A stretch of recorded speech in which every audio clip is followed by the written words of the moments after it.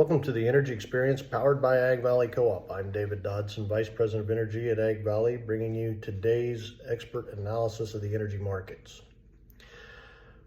Oil prices this morning have risen, influenced by mounting constraints on Russian oil flows and highlighted expectations of the forthcoming Federal Reserve rate reduction. Despite the prevailing view that further rate cuts are likely, the U.S. dollar has remained stable ahead of this week's Federal Reserve meeting. A quarter-point reduction is widely anticipated for Wednesday, even as President Trump advocates for more substantial cut in response to indications of a softening labor market, while Fed futures still assign a limited probability to a half-point cut. Market participants will be focused on any forward guidance concerning the Federal Reserve's outlook for additional rate reductions later in the year. U.S. Energy Secretary Chris Wright met with EU officials in Brussels to discuss accelerating the phase-out of the Russian gas in favor of U.S. LNG. The EU is considering ending Russian energy imports in January 2028, but some member states remain opposed. EU Commission President Ursula von der Leyen confirmed the bloc is exploring options for a faster fossil fuel exit to bolster sanctions against Moscow, aiming to curtail Russian fuel revenues used in Ukraine's war.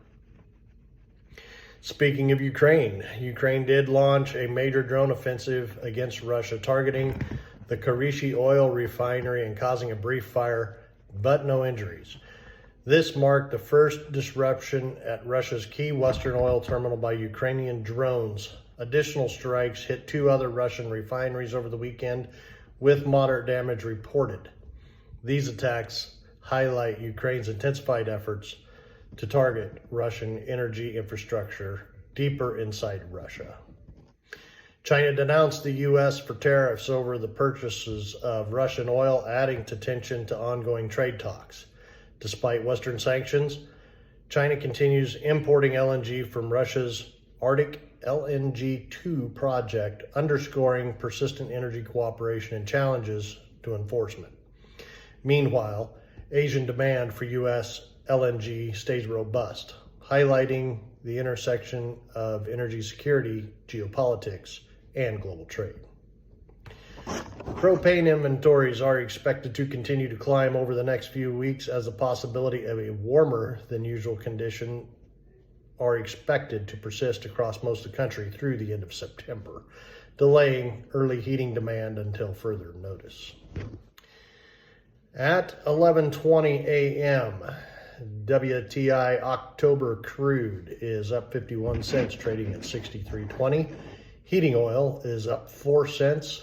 Our Bob New York Harbor gasoline is trading up nearly 2.5. Thank you for joining us for this week's Energy Experience powered by Ag Valley Co-op. I hope you found the information valuable. Stay tuned for our next update, where we will continue to bring you the latest trends in the energy markets.